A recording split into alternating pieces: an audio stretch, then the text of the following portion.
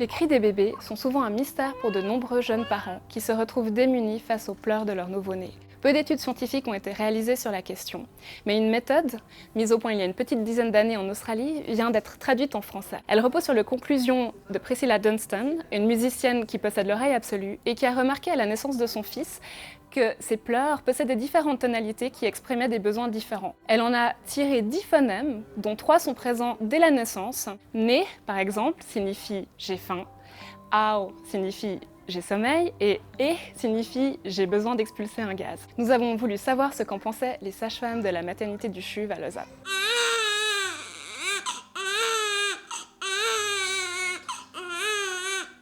C'est vrai qu'il y a des sons comme le « et » là, qui est émis. Ça, c'est quelque chose qu'on entend vraiment régulièrement. Mais moi, je ne l'ai jamais regardé sur cet angle. Pour moi, c'est intéressant aussi de reprendre ça et peut-être de le regarder sous l'angle qui est proposé dans cette recherche.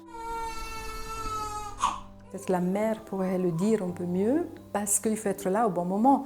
Il faut être là quand ces sons démarrent d'abord timidement avec un petit « et » comme ça et après ça devient plus fréquent et puis plus fort aussi en intensité. Et là, nous, souvent, on intervient quand le bébé est en train de pleurer et puis on a perdu un peu les premières étapes.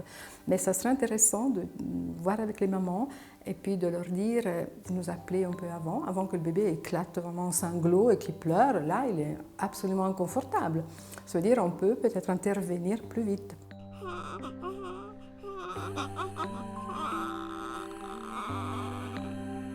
On est toujours à la recherche de théories qui, quelque part, expliquent un peu la pratique, ce qu'on vit. Donc, pour moi, la théorie qui est expliquée dans ce livre, je ne dis pas que ça peut être utile pour tout, mais il y aura des aspects sûrement qui sont, pour nous, importants. Le son a deux composantes. La composante de la respiration, donc l'air qui est inspiré, et puis après, au moment de l'expiration de l'air, donc l'air passe à travers les cordes vocales et c'est là que le son est émis. Donc c'est clair que si le bébé commence un peu à faire des mouvements, peut-être avec sa langue, à la recherche d'une succion, alors probablement, je ne peux pas vous l'affirmer à 100%, mais probablement, le son va être conditionné par ça.